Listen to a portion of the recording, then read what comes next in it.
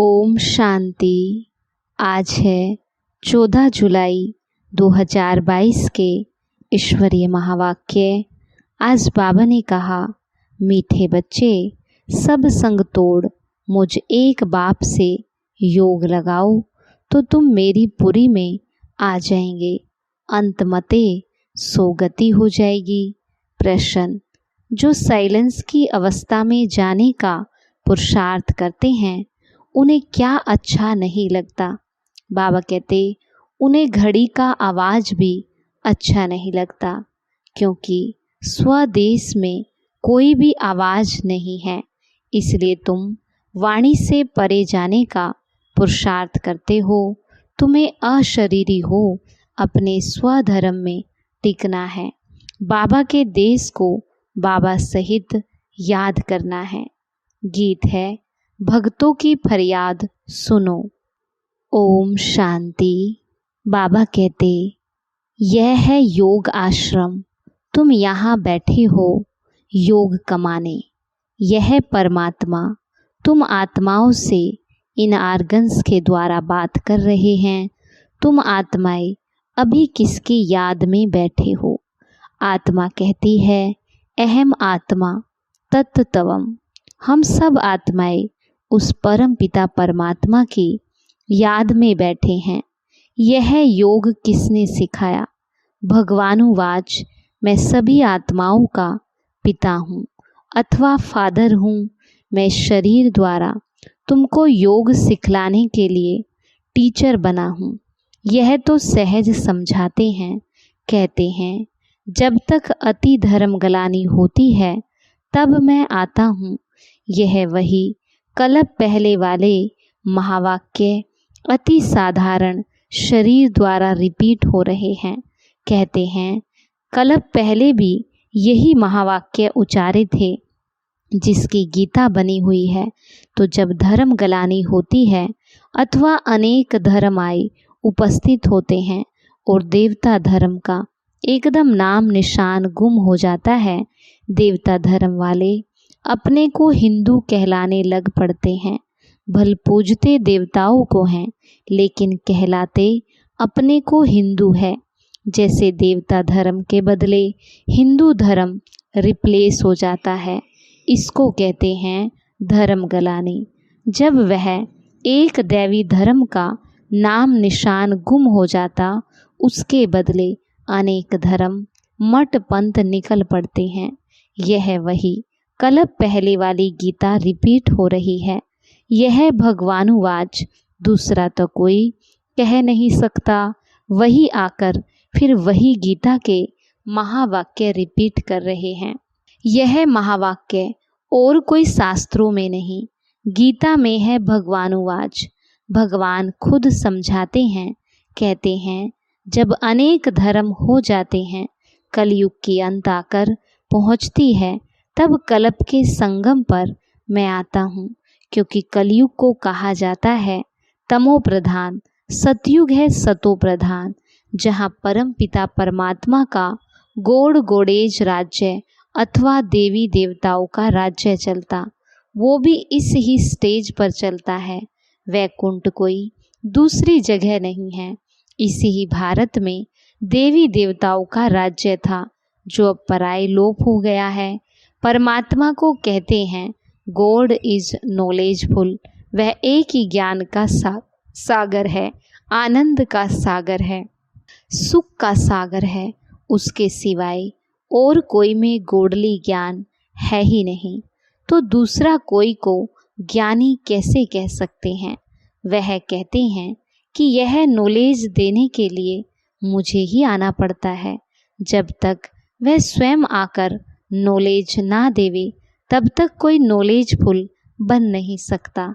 इस godly knowledge को ही philosophy कहा जाता है, जिससे आत्मा पावन बनती है। अब प्रश्न उठता है कि तुम यहाँ किस लिए आए हो? तुम कल्प पहले मुआफिक फिर से आए हो, गॉड से गॉडली नॉलेज प्राप्त कर पावन बनने के लिए। ये नॉलेज प्राप्त करने के लिए इस गॉडली स्कूल में ज्वाइंट होना पड़ेगा।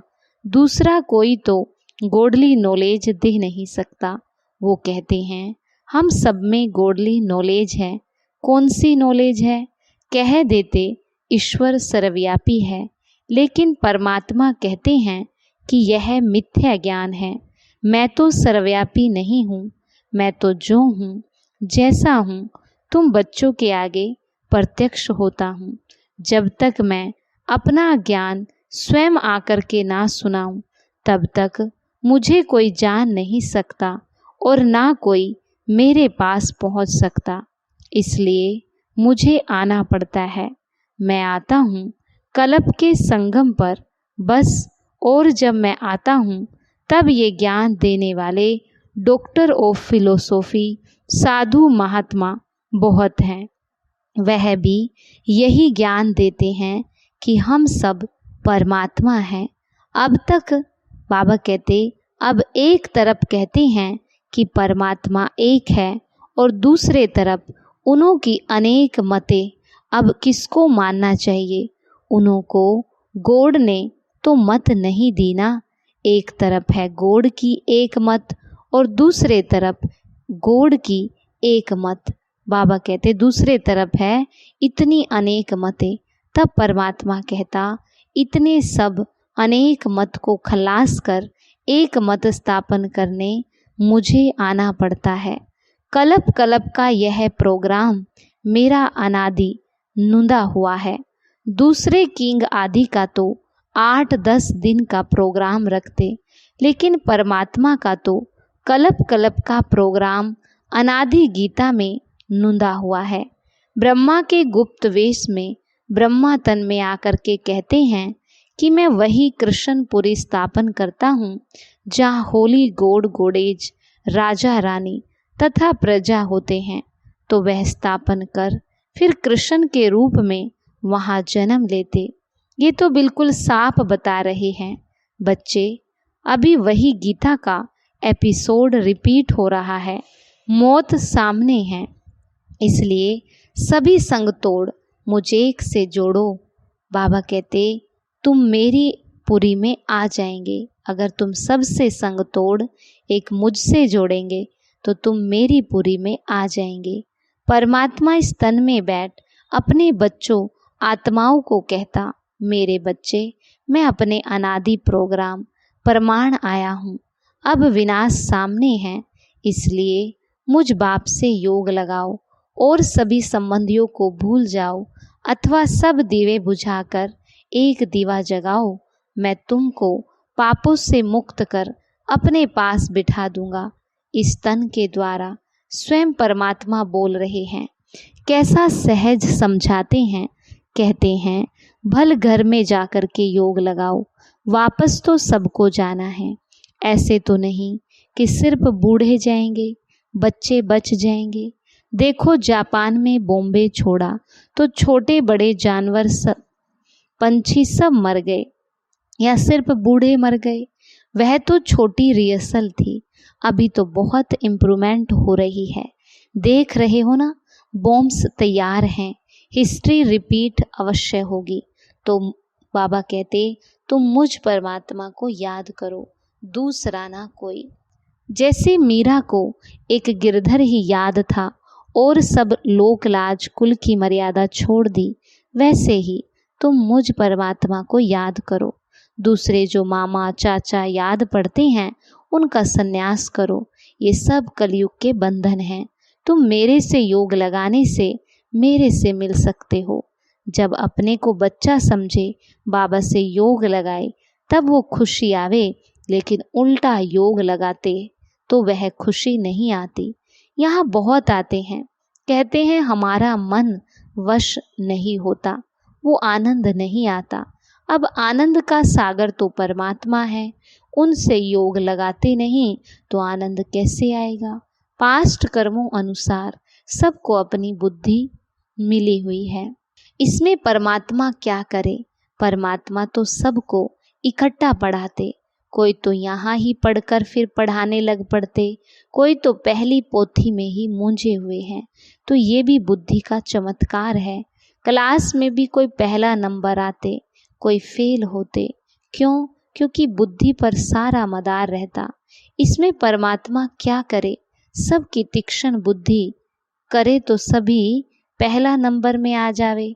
जब कोई पर ग्रहचारी होती है तो कितनी भी दवाई करो उसका असर नहीं होता, और जब उतरने का टाइम आता है तो मिट्टी चपटी से भी बीमारी ठीक हो जाती है। तो जब समय आएगा तो ये सब पॉइंट्स भी किसकी बुद्धि को टच हो जाएंगी। अभी कई नहीं सुनते, आगे चल सुनने लग पड़ेंगे। इसमें हमको राजी रहना पड़ता है। परमात्मा के आने जाने ज्ञान सुनाने की गति ही न्यारी है। दूसरी मुरली, ओम शांति। घड़ी का आवाज़ भी, बाबा कहते घड़ी का भी आवाज़ नहीं चाहिए, क्योंकि अभी हमारी वानप्रस्थ अर्थात वाणी से परे अवस्था है। हम वाणी से परे जाते, इनकॉर्पोरियल वर्ल्ड जहाँ आत्माएं रहती वहाँ वाणी नहीं है, सुप्रीम साइलेंस है। तो इस साइलेंस अवस्था में पहुँचने का पुरुषार्थ करते, इसलिए आवाज़ अच्छा नहीं लगता। उस स्वदेश में आवाज़ नहीं होता, इसलिए वानप्रस्थ अर्थात वाणी से परे जाने के लिए हम पुरुषार्थ करते हैं। वानप्रस्थ का अर्थ ही है निर्वाण देश में जाना, जहाँ हम तुम और सारी दुनिया की सोल्स निवास करती है। यह कॉर्पोरियल वर्ल्ड तो है पार्ट बजाने के लिए स्टेज, बाकी बिगर पार्ट वहाँ स्वीट साइलेंस होम में जाकर निवास करते हैं। यह साकार खेल चलता है आकाश तत्व में, और आत्माओं का देश है महातत्व। वह बहुत दूर देश है। तो जो उस साइलेंस देश से योग लगाए बैठते हैं उनको घड़ी का आवाज़ भी अच्छा नहीं लगता। इसको कहा जाता है अपने असली स्वधर्म में टिकना अथवा अशरीरी हो रहना, अर्थात अपने बाबा के देश को बाबा सहित याद करना, क्योंकि अपना बाबा है उस देश के रहने वाला, वहाँ से आता है इस पराए देश में। पराए देश में क्यों आता? अपनी बादशाही स्थापन करने, और गुप्त वेश में आता है। उनका पार्ट है इनकॉग्निटो। जैसे तुम्हारा ये पुराना शरीर है, ऐसे मुझे भी पुराने शरीर में प्रवेश कर इस पुरानी सृष्टि का विनाश और नई दैवी सृष्टि की स्थापना करने आना पड़ता है। तो पुराने घर में जो आएगा तो जरूर शरीर भी पुराना लेना पड़ेगा ना। यहाँ नया दिव्य शरीर आए कहाँ से? तो वो भी है इनका पुराना तन, जिस तन से श्री कृष्ण की राजधानी स्थापन करते। तो इनके पास जो आते हैं उनको पहले साक्षात्कार भी उस वैकुंठ का होता। वैकुंठ की बाल लीला, रास लीला देखते अथवा विष्णु का साक्षात्कार करते, क्योंकि अगर सुप्रीम सोल का साक्षात्कार कराए तो वो समझ नहीं सकेंगे कि ये क्या चीज़ है, क्योंकि उस बाप का तो कोई को पता ही नहीं कि यह कोई परमात्मा है। भल पूजा करते हैं लेकिन जानते नहीं। वो तो कहते हैं परमात्मा सर्वव्यापी है, तो सब परमात्मा हो गए। बाकी शिवलिंग के ऑक्यूपेशन का तो कोई को पता ही नहीं कि ये हमारा परम पिता है, जो आकर के स्थापना, विनाश, पालना करने अर्थ 3 रूप धारण करते। वह तो इसी समय आकर अपना ऑक्यूपेशन बताते और कहते हैं जिसको वैकुंठ की बादशाही का वारिस बनना हो तो वो यहाँ आकर मेरा बच्चा बने। मैं उनको संपूर्ण निर्विकारी बनाए अपनी राजधानी में ले जाऊंगा। यह आता ही है सभी मैली सोल्स को प्यूरिफाई बनाने। इससे प्रकृति भी पवित्र बन जाती। वहाँ तो सोल्स भी प्योर, तो 5 तत्व भी प्योर होते हैं। है ही डीटी वर्ल्ड, तो फिर क्या इस समय वह डीटीजम की फिलोसॉफी गुम हो गई। कोई को पता ही नहीं कि डीटी वर्ल्ड भी यहाँ थी। वो समझते हैं कि ऊपर आकाश में कहाँ देवताएं रहते, लेकिन उनके चित्र यहाँ हैं, हिस्ट्री यहाँ है, तो जरूर यहाँ हो गए। ये दुनिया तो सदा चलती रहती है, प्रलय तो कब होती ही नहीं। जब विनाश हो जाता तो सभी सोल्स चली जाती है, बाकी दैवी धर्म यहाँ स्थापन हो जाता। जैसे अनाज होता है तो सब नहीं खाया जाता, बहुत खाया जाता है, थोड़ा बहुत बचाया जाता है बोने के लिए, नहीं तो बीज कहाँ से आवे। अगर प्रलय हो जाए तो अनाज भी खलास हो जाए, फिर बोने के लिए अनाज कहाँ से आवे जो दूसरा निकले। तो अनाज भी जैसे अनादि है ही, तो मनुष्य भी हैं। तो परमात्मा जैसे कुछ बीज बचाए बाकी सबको ले जाते हैं, जिससे फिर सृष्टि की वृद्धि होती है। बाप कहते भी हैं कि मैं अनेक धर्म विनाश कर एक धर्म की स्थापना करता हूँ। ऐसे तो कहते नहीं कि मैं प्रलय कर देता हूँ। ये सब का अंतिम जन्म है, फिर मृत्यु लोक में कोई का जन्म नहीं होगा, सब चले जाएंगे। उसमें थोड़े बीज बच जाते, जिससे धीरे धीरे बढ़कर त्रेता के अंत तक 33 करोड़ देवी देवताएं होते।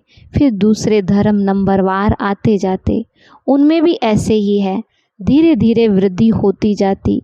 ये ड्रामा का राज भी तुमको ऑलमाइटी बाबा ही आकर के बताते, इसलिए इसको कहा जाता है गॉडली नॉलेज। दूसरा कहीं भी ये नॉलेज तुमको नहीं मिलेगी। भल कितना भी घूमो फिरो, किसको इस नॉलेज का पता ही नहीं है। वो बस इसी समय ही तुमको यहाँ मिल सकती है। परमात्मा यहाँ दैवी सीजरा बना रहे हैं।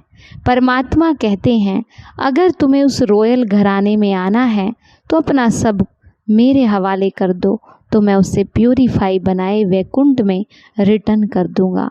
यह तो जानते हो कि बाबा अभी आए हैं, फिर कल्प बाद आएंगे, घड़ी घड़ी तो नहीं आएंगे। कहते हैं बच्चे हम आए हैं तुमको स्वच्छ होली बनाने। वाइसलेस को ही होली कहा जाता है। बाकी ये जो बीड़ी सिगरेट शराब आदि पीते रहते, उनको होली नहीं कह सकते। तुमको तो बाबा शिक्षक बन कर के पढ़ाते भी हैं, तो बाप बनकर संभाल भी करते हैं। तुमको इनसे डबल आशीर्वाद मिलती, गुरु की भी तो बाप की भी, दोनों का वर्षा तुम ले रहे हो। वो ऑलमाइटी बाबा इस तन के द्वारा तुम्हारी स्थूल सूक्ष्म परवरिश करते हैं, इसलिए कहते हैं कि इसके हवाले कर दो, तो ज्ञान अमृत से पवित्र बनाए अपने साथ ले चलूँगा। इसे ही कहा जाता है जीते जी मरना। लेकिन यह तो बहुत मीठा मौत है जो अपने असली बाप की गोद में आ जाते हैं। कितना अच्छा समझाए, कितना समझाए। बाबा कहते फिर भी कह देते हैं मन मना भव मध्य जी भव। अच्छा मीठे मीठे सीखी लदे बच्चों प्रति माता पिता बाप दादा का याद प्यार और गुड मॉर्निंग। रूहानी बाप की रूहानी बच्चों को नमस्ते। रूहानी बच्चों की रूहानी बाप दादा को नमस्ते नमस्ते। बाबा गुड मॉर्निंग। शुक्रिया बाबा। धारणा के लिए मुख्य सार। पहला, अपने असली स्वधर्म में टिककर अशरीरी बन बाबा के देश को बाबा सहित याद करना है, साइलेंस में रहना है। दूसरा, रॉयल घराने में आने के लिए अपना सब कुछ बाप हवाले कर प्योरीफाई बनाना है। वरदान, बाप द्वारा प्राप्त हुए सर्व खजानों को कार्य में लगाकर बढ़ाने वाले ज्ञानी योगी तू आत्मा भव। बाप द्वारा प्राप्त हुए सर्व खजानों को कार्य में लगाकर बढ़ाने वाले ज्ञानी योगी तू आत्मा भव। बाबा कहते बाप ने बच्चों को सर्व खजानों से संपन्न बनाया, लेकिन जो समय पर हर खजाने को काम में लगाते हैं उनका खजाना सदा बढ़ता जाता। वे कभी ऐसे नहीं कह सकते कि चाहते तो नहीं थे लेकिन हो गया।